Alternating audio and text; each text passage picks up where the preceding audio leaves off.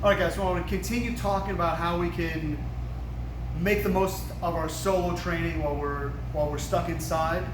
So one of the things we talked about using was using a mirror or using the camera on your phone or on a laptop, a tablet, to be able to start looking, fine-tuning your technique. All right, so I wanted to talk about punching today. Just basic punches, a jab and the cross, the key points you want to be looking at. If you're watching yourself in the mirror or you're taking video of yourself to look at your technique. All right, so obviously we got to get, our stance has to be good. Our feet are basically shoulder width apart, our knees are bent, our hands are up, and our chin is down.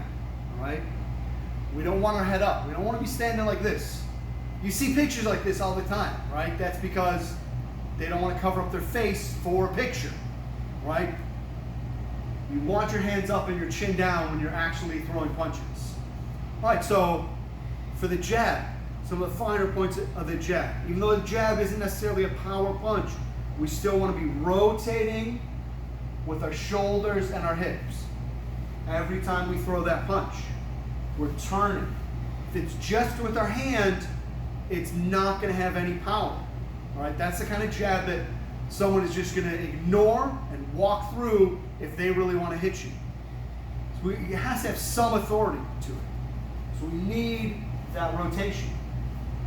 Second thing I want to make sure is I want my head to move slightly. I don't want my head to stay in the same place.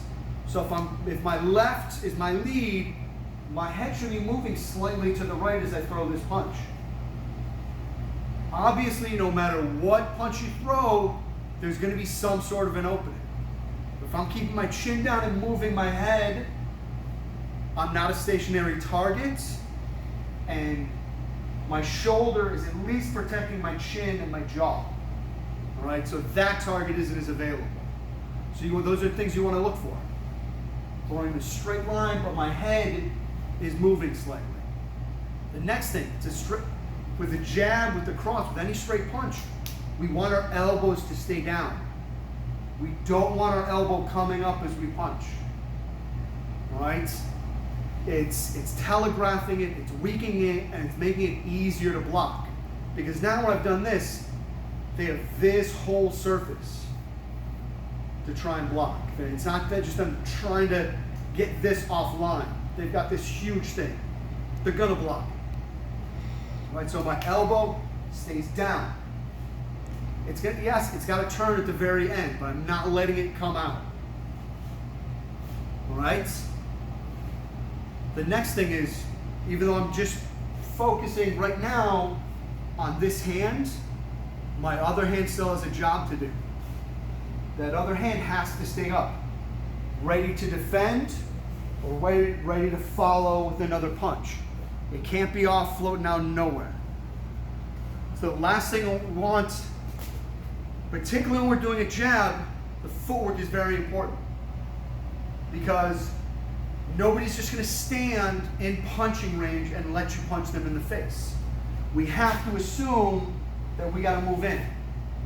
So now, while we're still doing all those other things, now we got to have the footwork right. So we're gonna zoom in on the feet a little bit more. Now, what I want to be able to do is step forward, turn my hips while maintaining that same stance where my feet are shoulder width apart. I don't want to step across and end up sideways. It's a bad position. I may be off balance. My lead leg is exposed, and it's going to make me do extra work to try and use my other hand. So you're going to tilt your mirror, or you're going to have your camera or your laptop pointing down and look at what's happening with your feet as you throw that punch. For my hips to turn, I have to pivot on that lead foot. So I got to step and pivot at the same time in order to make that work. All right?